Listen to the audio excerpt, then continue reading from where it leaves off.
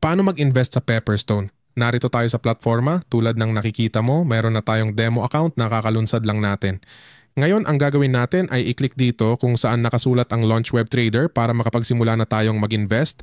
Pero sa pagkakataong ito, gagamitin natin ang ating demo account na nagbibigay sa atin ng $50,000 at may leverage na 1 sa 200. Tandaan na maaari mo itong i-configure at mahalaga, ang perang ito ay hindi totoong pera. Ito ay perang ibinibigay nila sa atin para matest at masubukan ang platforma, ngunit ito ay pekeng pera. Kahit na sa oras ng pag-i-invest, parang nag-i-invest tayo na parang totoong account na direkta sa CFD, kailangan talagang isaalang-alang na peking pera ito at sa hinaharap, kung nais nating mag-invest gamit ang sarili nating pera, magagawa natin ito. At kapag narito na tayo, sabihin natin na ito ang platforma kung saan natin masusubukan ang lahat. Halimbawa, narito ang option na buksan ang mga graph at pagkatapos ay magkaroon ng mga posisyon na nakabukas dito tulad ng watchlist na karaniwang para makita ang listahan ng mga aktibong nais nating sundan. At tingnan mo, kung i-click ko ito ng maraming beses, mangyayari ay magbubukas ito ng sobra-sobra, kaya tandaan na maaari mo itong i-configure. Dito, mayroon tayong direktang pahina at ang gagawin mo ay isara ang mga tab na nais mong i-configure. Halimbawa dito, isinasara ko ito at dito, isinasara ko ito. At kung nais mo lamang ng isang graph, maaari mo rin itong palitan dito. Kahit na mas maganda kung meron kang ilang graphs para makita ang iba't ibang aktibo na nakabukas at ma-analyze ang bawat isa sa kanila.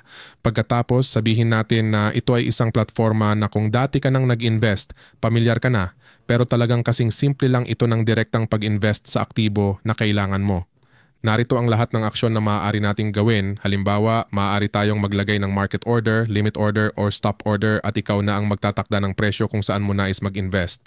Sa kasong ito, maaari mo itong tingnan habang nag-a-update ito at maaari mong sabihin kung magkano ang nais mong i-invest. Halimbawa dito, kaya mahalaga na lumikha ka muna ng demo account na ito para masubukan mo. Halimbawa dito, ito ay magiging pagbenta o pagbili. Sa pagkakataong ito, isasara natin at gagawa tayo ng normal na order, halimbawa euro-dollar, at dito tayo pipili na pumunta sa presyo ng merkado. At para sa kasong ito ng investment, kukunin natin ang USD pero maaari mo rin itong palitan kung nais mo at i-click lang natin ang ipadala ang order at ayon, na ipadala na ito ng automatiko at narito na ito tulad ng nakikita mo at doon na natin nakikita ang order na kakagawa lang natin at automatikong nabawasan sa ating balanse ang ating ininvest. Ngayon, kung nais nating mag-invest ng mas malaki, bumalik lang dito at palitan ang numerong ito ng mga lote, dagdagan ng dami at tataas din ang presyo. Tingnan mo, sa presyo ng merkado, muli nating ipadala ang order at makikita mo na bumaba ulit ito.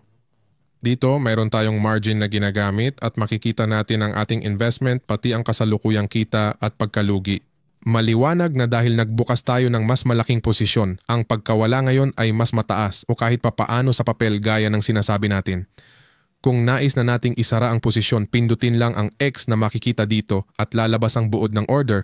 Kung nasaan tayo sa kasalukuyan, magkano ang mawawala sa margin, ang kasalukuyang kita at pagkawala.